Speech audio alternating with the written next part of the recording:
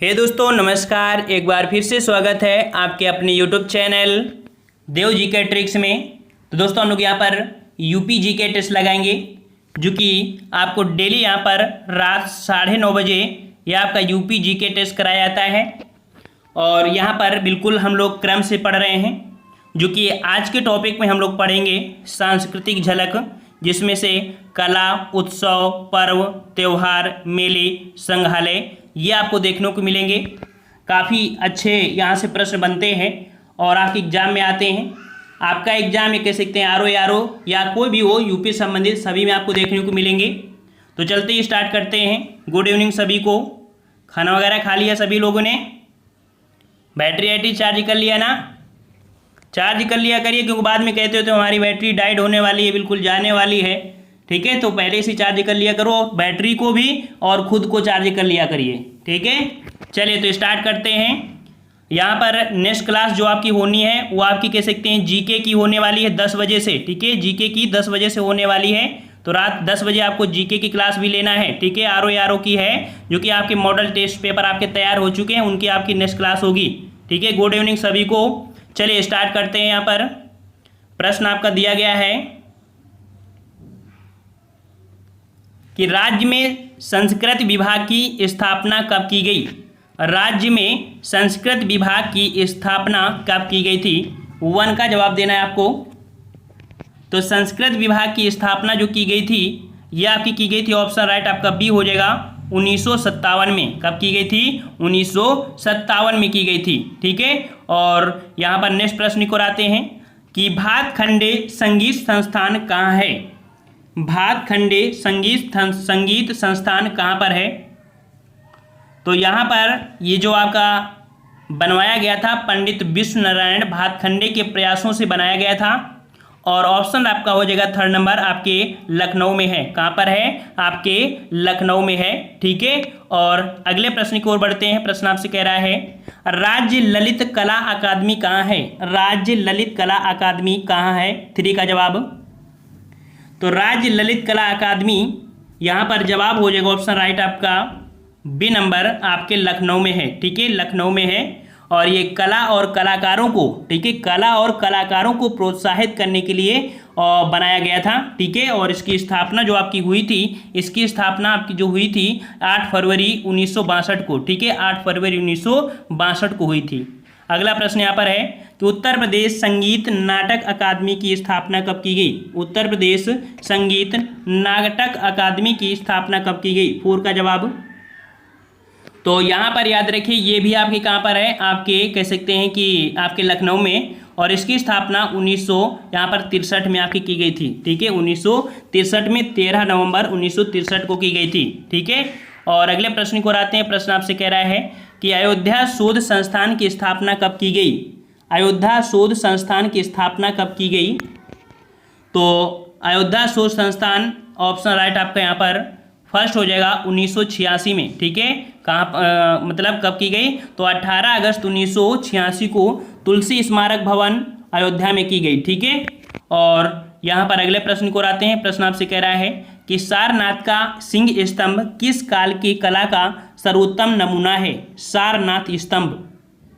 और सारनाथ स्तंभ जो कि मौर्य कला का सर्वोत्तम नमूना है। ऑप्शन आपका यहाँ पर फर्स्ट हो जाएगा, जिसका जवाब फर्स्ट आ रहा है, सही जवाब का हो जाएगा। ठीक है, फर्स्ट नंबर हो जाएगा। और इसे मौर्य शासक अशोक द्वारा बनवाया गया था। ठीक है, और भारत का राजकीय चिन्ह जो आपका है यही है। ठीक है, अगला प्रश्न की ओर बढ़ते हैं। प्रश्न आपसे कह रहा है कि मंदिर निर्माण की कला का विकास किस काल में हुआ? मंदिर निर्माण की कला का विकास, बहुत अच्छा प्रश्न आपका है और हमेशा प्रश्न ये पूछा जाता है। तो मंदिर निर्माण का जो विकास हुआ था याद रखिए आपके गुप्त काल में हुआ था। ऑप्शन आपके यहाँ पर 3rd हो जाएगा, गुप्त काल के समय में आपका हुआ था। काफ़ी ऐसे मंदिर हैं, जैसे आपका देवगढ़ का मंदिर, दशावतार मंदिर जो पत्थर से निर्मित हैं। कानपुर में एक भीतर गांव का मंदिर जो हमने आपको बताया था, है ना। चलिए अगला है झंझरी और लाल दरवाजा कहाँ है? झंझरी और लाल दरवाजा, इसके पहले जो हमने यहाँ पर पढ़ाया था तो आपको मिले थे ये प्रश्न, झंझरी और लाल दरवाजा।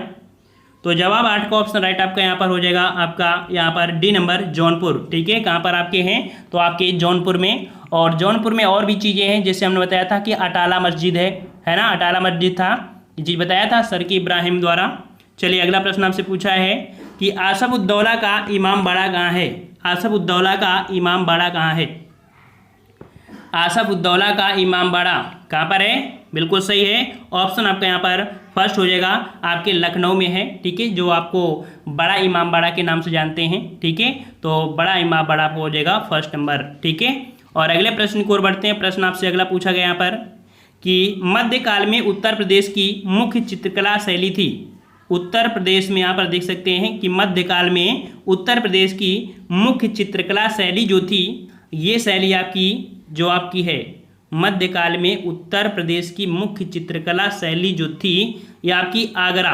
ठीक है, ऑप्शन आपका यहाँ पर 10 का बी हो जाएगा कि मध्यकाल में जो चित्रकला मुख्य रूप से थी वो आगरा शैली थी, जिसे कह सकते हैं मुगल शैली भी कहते थे, जिसकी न्यू आपके हुमायूं ने रखा था। ठीक है, और अगले प्रश्न की ओर बढ़ते हैं। प्रश्न आपसे कह रहा है कि किस मुगल बादशाह ने चित्रकारी के लिए अलग विभाग की स्थापना की थी।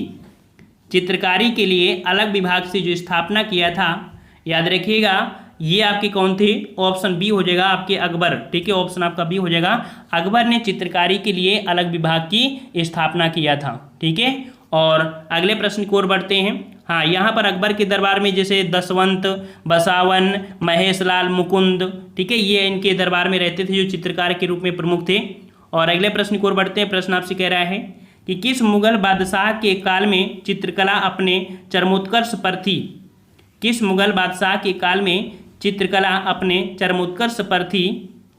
तो जवाब यहाँ पर आपका सही आपका आ रहा है, बिल्कुल आपका हो जाएगा सी नंबर, जहांगीर। ठीक है, जहांगीर के समय में जो मुगल चित्रकला थी बिल्कुल चरम पे आपकी थी। ठीक है, और अगले प्रश्न की ओर बढ़ते हैं। प्रश्न आपसे कह रहा है कि किस मुगल बादशाह के समय चित्रकारों को संरक्षण मिलना बंद हो गया था। चित्रकारों को संरक्षण मिलना बंद हो गया था, या आपके कौन से मुगल बादशाह के समय। तो ये मुगल बादशाह आपका कौन था, आपका औरंगजेब। ठीक है, औरंगजेब के समय से जो आपके कह सकते हैं चित्रकार थे, इनको कह सकते हैं कि संरक्षण या उनके दरबार में रहना बंद हो गया था। अगला है कि आधुनिक चित्रकला का प्रारंभ कब से माना जाता है। आधुनिक चित्रकला का प्रारंभ कब से माना जाता है, 14 का जवाब देना है। और आधुनिक चित्रकला का प्रारंभ 20वीं शताब्दी से हुआ था, कब, तो आपके 1911 से। ठीक है, ऑप्शन आपका यहाँ पर फर्स्ट हो जाएगा, 1911 में लखनऊ में कला एवं शिल्प महाविद्यालय की स्थापना से माना जाता है। ठीक है, ऑप्शन आपका यहाँ पर फर्स्ट सही हो जाएगा। अगला प्रश्न है, भारत कला भवन कहाँ है। भारत कला भवन कहाँ है, 15 का जवाब। भारत कला भवन कहाँ पर है, तो भारत कला भवन जो आपके है, ऑप्शन आपका बी हो जाएगा, आपके वाराणसी में है, वाराणसी में है। और इसकी स्थापना 1950 में की गई थी। ठीक है, 1950 में इसकी स्थापना की गई थी। और अगले प्रश्न की ओर बढ़ते हैं। प्रश्न आपसे कह रहा है, नाट्य शास्त्र की रचना किसने की थी। नाट्य शास्त्र की रचना किसने की थी, 16 का जवाब। तो 16 का ऑप्शन राइट आपका यहाँ पर जवाब सही हो जाएगा, 16 नंबर। तो 16 का ऑप्शन आपका यहाँ पर 4 हो जाएगा, भरत मुनि। ठीक है, भरत मुनि ने नाट्यशास्त्र की रचना की, जिसे संगीत की बाइबिल कहा जाता है। ठीक है, और पतंजलि की बात करें तो पतंजलि ने महाभाष्य व योग दर्शन के प्रणेता के रूप में जाने गए हैं। ठीक है, वहीं पर कपिल मुनि की बात करें तो कपिल मुनि है, ये सांख्य दर्शन के प्रणेता माने जाते हैं। और जो कबीर दास हैं, ये बीजक की रचना के लिए जाने जाते हैं। अगला प्रश्न यहाँ पर है कि अमीर खुसरो का जन्म किस जनपद में हुआ था। अमीर खुसरो का जन्म किस जनपद में हुआ था, 17 का जवाब। तो अमीर खुसरो का जन्म जो हुआ था वो 1223 ईस्वी में कासगंज जिले के पटियाली गांव में। ठीक है, ऑप्शन आपका थर्ड हो जाएगा, कासगंज के पटियाली गांव में हुआ था। ठीक है, पटियाली गांव में हुआ था। और इनको कह सकते हैं कि कई संगीत रागों का ज्ञान था, ईरानी फारसी रूप में। ठीक है, और अमीर खुसरो को खड़ी बोली का प्रवर्तक भी माना जाता है। सितार एवं तबला वादक का भी आविष्कार इन्हीं को ही माना जाता है। अगला है, भारतीय संगीत का जनक किस वेद को माना जाता है। अच्छा क्वेश्चन है कि भारतीय संगीत का जनक किस वेद को मानते हैं। तो 18 का जवाब यहाँ पर याद रखिए, साम का अर्थ होता है गायन। तो ऑप्शन आपका यहाँ पर बी हो जाएगा, सामवेद। ठीक है, सामवेद जिसे कह सकते हैं भारतीय संगीत का जनक सामवेद को माना जाता है। ठीक है, और इसका जो उच्चारण करते थे पुरोहित उनको उग्रदाता कहते थे। ठीक है, उग्रदाता कहते थे जो इसका उच्चारण करते थे। अगला है, उत्तर प्रदेश को कितने सांस्कृतिक क्षेत्रों में बांटा जा सकता है? उत्तर प्रदेश को कितने सांस्कृतिक क्षेत्रों में बांटा जा सकता है, अर्थात जो संस्कृति है, कल्चर है, यह आपकी कितने भागों में? तो आपको ऑप्शन आपका बी हो जाएगा 5 भागों में। ठीक है, 5 भागों में, जैसे आपका ब्रज क्षेत्र हो गया, अवध क्षेत्र हो गया, भोजपुरी, बुंदेलखंड और रुहेलखंड, इन 5 भागों में बांटा जा सकता है। अगला प्रश्न है कि भारतेंदु नाटक अकादमी कहाँ अवस्थित है? भारतेंदु नाटक अकादमी कहाँ अवस्थित है? 20 का जवाब। चलिए 20 का जवाब क्या हो जाएगा? तो याद रखिए ऑप्शन राइट आपका डी हो जाएगा, आपके लखनऊ में है। ठीक है, भारतेंदु नाटक अकादमी की जो स्थापना हुई थी ये अगस्त 1975 में लखनऊ में की गई थी। ठीक है, उद्देश्य क्या था? तो उद्देश्य क्या था कि हिंदी प्रांतों में प्रतिभावना और आकांक्षी युवाओं को यहाँ पर नाट्यकला में प्रशिक्षित किया जाए। अगला प्रश्न है कि देवगढ़ का दशावतार मंदिर किस जनपद में है?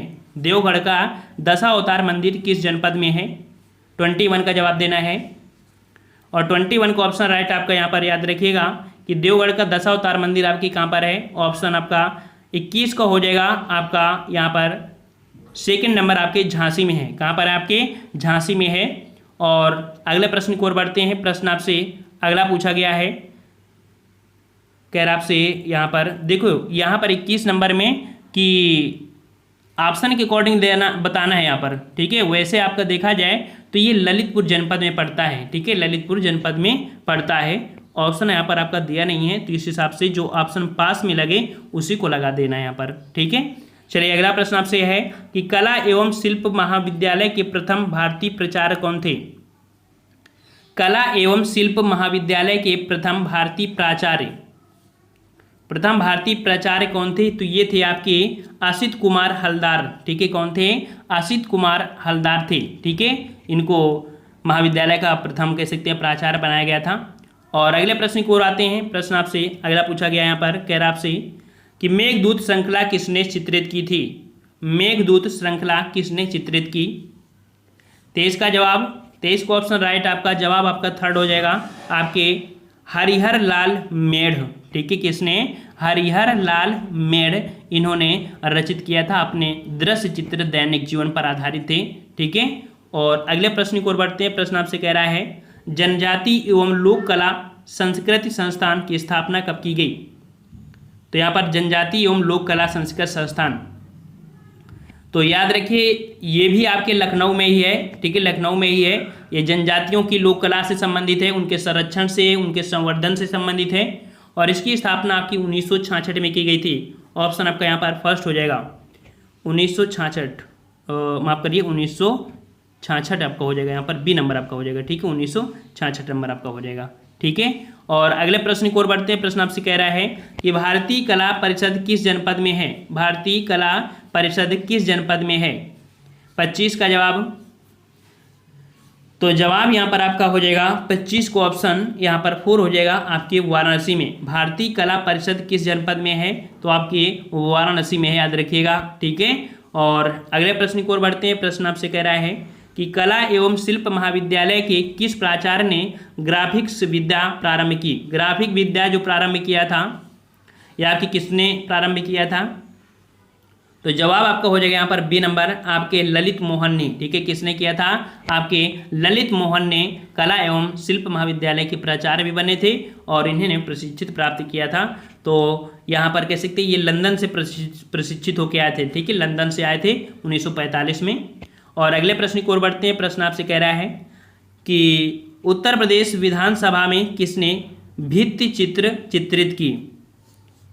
यहाँ पर 27 का जवाब क्या होगा? 27 को ऑप्शन आपका यहाँ पर थर्ड हो जाएगा, जगन्नाथ मुरलीधर। ठीक है, जगन्नाथ मुरलीधर। चलिए अगला प्रश्न आपसे पूछा गया है कि उत्तर प्रदेश जैन विद्या शोध संस्थान की स्थापना कब की गई? उत्तर प्रदेश जैन विद्या शोध संस्थान की स्थापना कब की गई? 28 का जवाब। तो 28 का ऑप्शन आपका यहाँ पर फर्स्ट हो जाएगा, 1990 में की गई थी। कब की गई थी? तो आपके 1990 में लखनऊ में की गई थी। ये कह सकते हैं कि जैन विद्या शोध संस्थान की स्थापना। ठीक है, उद्देश्य क्या है? तो भारत में विभिन्न भागों में प्रचलित जो जैन विद्याओं का है उसका राष्ट्रीय संदर्भ में अध्ययन व शोध करना है। अगला प्रश्न है, अटाला मस्जिद उत्तर प्रदेश के किस जनपद में है? अटाला मस्जिद उत्तर प्रदेश के किस जनपद में है? 29 का जवाब देना है। तो जवाब यहाँ पर आपका 29 का हो जाएगा आपका थर्ड नंबर, आपके जौनपुर में है। कहाँ पर है आपके? तो आपके जौनपुर में है। और जौनपुर के जो शासक थे इब्राहिम शाह सरकी, इब्राहिम शाह सरकी द्वारा आपके 1408 में निर्मित कराई गई थी अटाला मस्जिद। ठीक है, ये क्वेश्चन पूछा जाता है। तो किसने? तो आपके इब्राहिम शाह सरकी के द्वारा। और एक प्रश्न और जौनपुर से बनता है क्या? जो हमने बताया था कि जौनपुर को सिराज ए हिंद के नाम से भी जाना जाता था। अगला है उत्तर प्रदेश, फतेहपुर सीकरी नामक नगर की स्थापना किस मुगल बादशाह ने की थी? फतेहपुर सीकरी नामक नगर की स्थापना किस मुगल बादशाह ने किया था? 30 नंबर। और 30 का ऑप्शन राइट आपका जवाब फर्स्ट हो जाएगा आपके अकबर ने। ठीक है, अकबर ने फतेहपुर सीकरी नगर की स्थापना किया था और 1570 में फतेहपुर सीकरी में अपनी राजधानी भी बसा लिया था। और अनेक भवन यहाँ पर आपके बने हुए हैं, जिसमें से गुजरात विजय के उपलक्ष्य में इन्होंने जो सबसे बड़ा दरवाज़ा माना जाता है बनवाया था, बुलंद दरवाज़ा, गुजरात विजय के अभियान में। अगला है रंगमंडल की स्थापना कब की गई? रंगमंडल की स्थापना कब की गई थी? 31 नंबर। तो रंगमंडल की स्थापना आपकी 1988 में की गई थी। ठीक है, 1988 में की गई थी भारतेंद्र नाट्य। ठीक है, भारतेंद्र नाट्य अकादमी से प्रशिक्षित छात्र छात्राओं का यहाँ पर पलायन रोकने के लिए आपका ये किया गया था। ठीक है, अगला प्रश्न को बढ़ते हैं कि किसे कला एवं शिल्प महाविद्यालय का सूर्य कहा जाता है? किसे कला एवं शिल्प महाविद्यालय का सूर्य कहा जाता है? तो ये कहा जाता है आपके सुधीर रंजन को। ठीक है, ऑप्शन आपका 4 हो जाएगा, सुधीर रंजन को कहा जाता है। ठीक है, सुधीर रंजन को कहा जाता है। और अगले प्रश्न को बढ़ते हैं। प्रश्न आपसे कह रहा है कि प्रसिद्ध चित्रकार चमन सिंह, जिन्हें उनका उपनाम है चमन, किस जनपद के निवासी थे? तो इनका चमन कभी कभी शॉर्टकट में मिलेगा, ये उनका उपनाम है चमन। और ये थे आपके मेरठ के निवासी। ठीक है, मेरठ के निवासी थे और इन्होंने चित्रकला एवं मूर्तिकला पर 50 से अधिक पुस्तकें लिखकर सर्वाधिक अंतर्राष्ट्रीय चित्र जो प्रदर्शनियां हैं इन्हीं के नाम पर आपकी की थी। ठीक है, और अगले प्रश्न की ओर बढ़ती हैं। कह रहे हैं आपसे कि प्रख्यात चित्रकार अमृता शेरगिल किस जनपद की हैं? प्रख्यात चित्रकार अमृता शेरगिल ये जो आपकी हैं आपके गोरखपुर से हैं। ठीक है, कहाँ से? आपके गोरखपुर से जनपद से आपकी हैं। अगला प्रश्न यहाँ पर है कि पराजय की पीड़ा नामक चित्र के चित्रकार कौन से हैं? यहाँ पर आपका 35 को ऑप्शन आपका यहाँ पर बी हो जाएगा, रामचंद्र शुक्ल। ठीक है, रामचंद्र शुक्ल हैं, एक कवि होने के साथ साथ प्रसिद्ध आपके चित्रकार भी रहे हैं ये। अगले प्रश्न की ओर बढ़ते हैं। प्रश्न आपसे कह रहा है कि कुंभ का मेला उत्तर प्रदेश के किस जनपद में आयोजित होता है? चलिए 36 जवाब दीजिए। तो 36 का ऑप्शन राइट आपका यहाँ पर आपका बी हो जाएगा, आपके प्रयागराज में। ठीक है, आपके प्रयागराज में आपका किया जाता है। और यहाँ पर कह सकते हैं हरिद्वार में भी होता है, उज्जैन में भी होता है, क्षिप्रा नदी में, है ना, और नासिक में होता है गोदावरी नदी के तट में। ठीक है, और अगले प्रश्न की ओर बढ़ते हैं। प्रश्न आपसे कह रहा है कि ख्याल गायन शैली का प्रतिपादन कौन है? ख्याल गायन शैली का जो प्रतिपादक है वो आपका कौन है यहाँ पर? तो 37 का ऑप्शन राइट आपका याद रखिए, अमीर खुसरो। ठीक है, कौन है आपके? तो अमीर खुसरो हैं, ये आपके ध्रुपद शैली जो कि ईरानी शैली का सम्मिश्रण कहा जाता है, वहीं पर ख्याल शैली को भी प्रचलित इन्होंने ही किया था। ठीक है, हिंदुस्तानी और कर्नाटक शैली में भी इन्होंने कह सकते हैं इन्होंने विभाजित किया था 2 भागों में भारतीय संगीत को। अगला प्रश्न है कि उत्तर प्रदेश में स्थापत्य कला के सबसे प्राचीन नमूने किस काल के मिले हैं? तो प्राचीन नमूने जो मिले हैं स्थापत्य कला के, ये आपके मिले हैं, आपके ऑप्शन राइट आपका फर्स्ट हो जाएगा मौर्य काल के। ठीक है, मौर्य काल के मिले हैं। और अगला प्रश्न आपसे पूछा गया है कि स्थापत्य के सरकी शैली का उत्कृष्ट नमूना, स्थापत्य के सरकी शैली का उत्कृष्ट नमूना ये जो मिला है आपके ऑप्शन थर्ड हो जाएगा अटाला मस्जिद में। अभी हमने बताया था, प्रश्न आया था अटाला मस्जिद। ठीक है, जौनपुर में इब्राहिम शाह सरकी द्वारा बनवाया गया था। ठीक है, और अगले प्रश्न की ओर बढ़ते हैं। प्रश्न आपसे कह रहा है कि ध्रुपद मेले का आयोजन कहाँ होता है? ध्रुपद मेले का आयोजन कहाँ होता है? 45 का जवाब ध्रुपद मेला। और याद रखिए ध्रुपद मेले का आयोजन कहाँ पर होता है? ऑप्शन जवाब देना है ऑप्शन आपका 4 हो जाएगा आपके वृंदावन में। ठीक है, वृंदावन में प्रत्येक वर्ष हरिदास संगीत सम्मेलन व ध्रुपद मेले का आयोजन आपका किया जाता है। अगला प्रश्न आपसे पूछा है कि स्वामी हरिदास जी का जन्म कहाँ हुआ था। स्वामी हरिदास जी का जन्म कहाँ हुआ था 41 नंबर। तो इनका जन्म आपके अलीगढ़ के हरिदासपुर ग्राम में हुआ था। ऑप्शन आपका यहाँ पर 3rd हो जाएगा, अलीगढ़ के हरिदासपुर ग्राम में हुआ था। अगला है उत्तर प्रदेश की चित्रकला लखनऊ शैली के प्रणेता कौन है। उत्तर प्रदेश की चित्रकला लखनऊ शैली के प्रणेता आपके कौन हैं। तो याद रखिए ये आपके हैं असित हलदार। ठीक है, असित हलदार है। 42 का ऑप्शन आपका 1st हो जाएगा यहाँ पर। अगला प्रश्न यहाँ पर है कि मुगल काल में संगीत का सबसे बड़ा केंद्र कौन था। मुगल काल में संगीत का सबसे बड़ा केंद्र कौन था यहाँ पर। तो जवाब आपका यहाँ पर आपका हो जाएगा बी नंबर, आपका आगरा। ठीक है, आगरा घराना संगीत का सबसे बड़ा केंद्र था और इस घराने का सूत्रपात जो किए थे वो आपके श्याम रंग और सरसरंग। ठीक है, सरसरंग को माना जाता है। और अगले प्रश्न आपको आते हैं। प्रश्न कह रहा है कि तबले एवं सितार का आविष्कार किसने किया। तबले एवं सितार का आविष्कार किसने किया था। तो जवाब यहाँ पर आपका सही हो जाएगा, ऑप्शन राइट, डी नंबर बिल्कुल सही है, अमीर खुसरो ने किया था। ठीक है, अमीर खुसरो ने किया था। अगला है कि कला की दृष्टि से किसका शासनकाल अवध का स्वर्ण युग था। अवध का स्वर्ण युग जो कहा जाता था वो कला की दृष्टि से किसके काल को। तो 45 का जवाब यहाँ पर आपका हो जाएगा ऑप्शन 1st, वाजिद अली शाह। ठीक है, वाजिद अली शाह को यहाँ पर कह सकते हैं कहा जाता है, अवध के नवाब जो थे वाजिद अली शाह, इनके काल को स्वर्ण युग कहा जाता है। और यहाँ पर अगला प्रश्न यहाँ पर दिया है कि मेरठ जनपद में आलमगीर से प्राप्त पुरातात्विक सामग्री प्रतिबिंब करती है। जो मेरठ जनपद में आलमगीर से प्राप्त हुई हैं पुरातात्विक सामग्री, ये जो आपकी हैं किस काल से संबंधित है। इसका जवाब आप लोग कमेंट बॉक्स में दीजिएगा। ठीक है, लाइव ख़त्म होने के बाद आप लोग कमेंट कर दीजिए और सभी लोग कमेंट कर दिया करिए लाइव ख़त्म होने के बाद, ताकि पता चल पाए कि नहीं किन्होंने सही दिया है। और कह सकते हैं कि और भी आप लोग अगर देंगे तो पता चल जाता है कि नहीं इतने लोग जुड़े हुए थे। ठीक है, तो नेक्स्ट क्लास आपकी कितने बजे से होनी है। तो आपकी 10 बजे से। ठीक है, 10 बजे की जीके की क्लास होनी है, आरओ से संबंधित आपकी है। और ऐसा नहीं है, करंट के हिसाब से देखा जाए तो आपकी यूपीएसआई वगैरह जितने बच्चे हैं जीके की तैयारी कर रहे हैं तो लोग ज़रूर 10 बजे से आप लोग आइएगा। ठीक है, 10 बजे सभी लोग मिलेंगे। हम लोग मिलते हैं नए वीडियो में, तब तक के लिए धन्यवाद। जय हिंद, जय भारत।